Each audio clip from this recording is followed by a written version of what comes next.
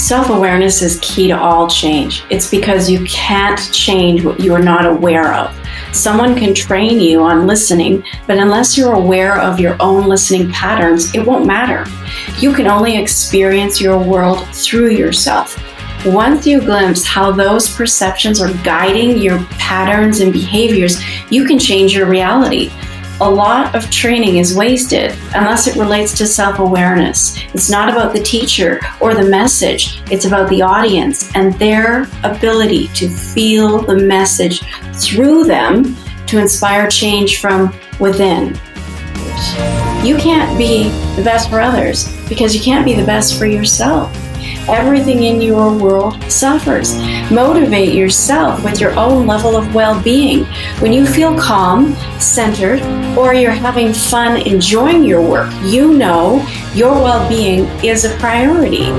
In this state, everyone benefits. You will be found. Your voice can only be heard if you speak up.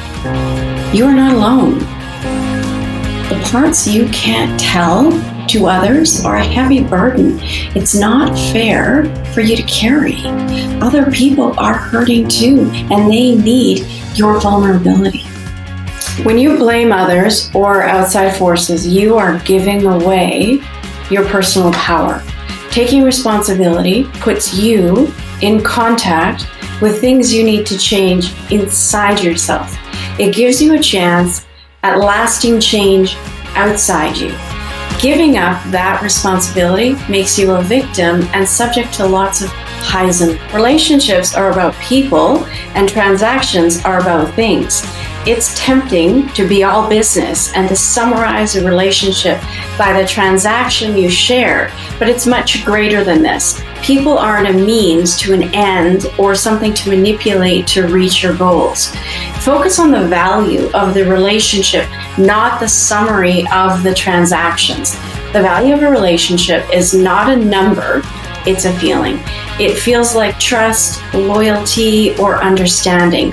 There is much more value in trusting relationships than in a summary of accounts. Loyalty is bigger than a quick win. It's more reliable, it's more certain. Most workplaces are highly distracted because interactions and interruptions and noise are really common.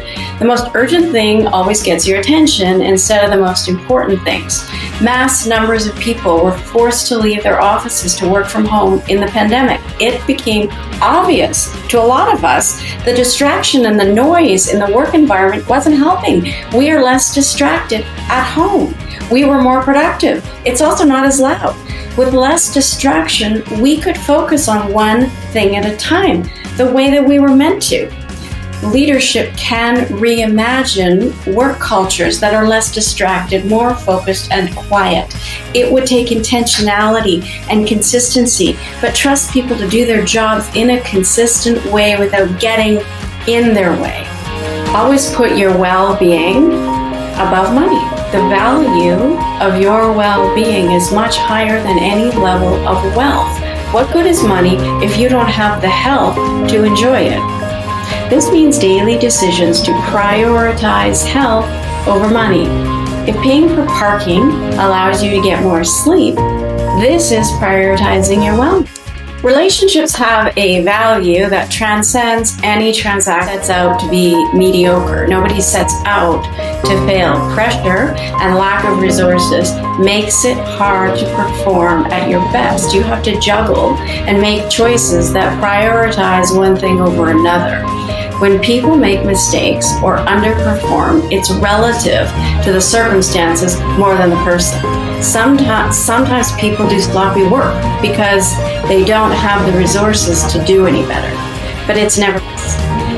If taking a job that pays less involves less pressure, that's prioritizing wellness. Settling for a promotion over meaningful work would be a bad trade-off. If you are strung out, most people think what they have to say is more important than what others have to say.